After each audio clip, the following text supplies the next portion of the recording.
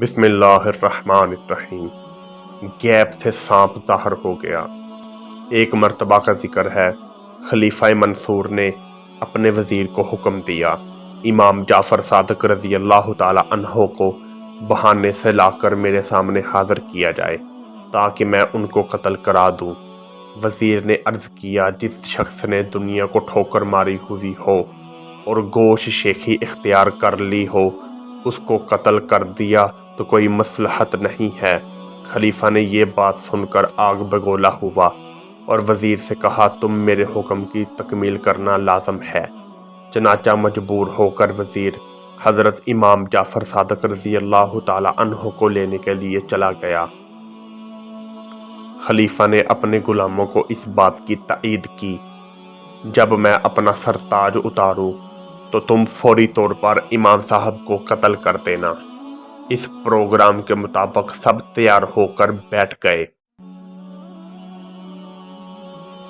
تھوڑی دیر کے بعد وزیر حضرت امام جعفر صادق رضی اللہ تعالی عنہ کو لے کر منصور کے دربار میں داخل ہوا۔ خلیفہ آپ کی عظمت کے جلال سے اس قدر حیرت زدہ ہوا کہ وہ نہ چاہتے ہوئے بھی آپ کے استقبال کے لیے اٹھ کھڑا ہوا اور نہ صرف آپ کو صدر مقام پر بٹھایا بلکہ خود بھی جائے مودبانہ انداز میں آپ کے سامنے بیٹھ گیا اور آپ کی ضروریات اور حاجات کے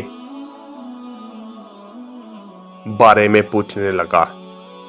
آپ نے فرمایا، میری سب سے ضروری حاجت یہ ہے کہ مجھے دوبارہ طلب نہ کیا جائے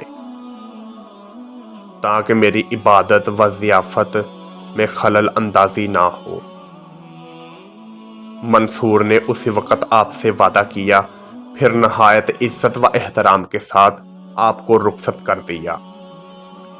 اس کے بعد ان پر امام جعفر صادق رضی اللہ تعالی عنہ کا رعب و دبدبہ کا ایسا اثر ہوا کہ اس کے دل پر ہیت چھا گئی اور وہ دو سے تین دن تک بے ہوش رہا۔ بعض روایت میں 3 نمازوں کی قضا ہونے کی حد تک اس پر بے ہوشیت کی کیفیت طاری رہی۔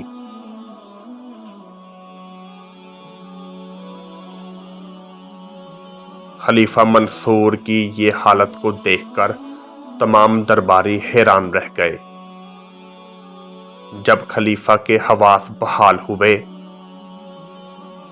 تو اس سے اس کے حالت کے بارے میں پوچھا گیا تو اس نے بتایا، حضرت امام جعفر صادق رضی اللہ تعالی عنہ جس وقت میرے پاس تشریف لائے تو میں نے دیکھا ان کے ہاتھ میں ایک بہت بڑا سانپ تھا جو پورے جبوترے کو اپنے منہ میں رکھ لے مجھے کہہ رہا تھا، اگر تم نے ان کی شان میں ذرا سی بھی گستاخی کی تو میں تمہیں زندہ کھا جاؤں گا۔ چنانچہ مجھ پر ان کی دہشت طاری ہو گئی اور میں ان سے معافی کا خواستگار ہو گیا۔ سبحان اللہ، شان اولیاء۔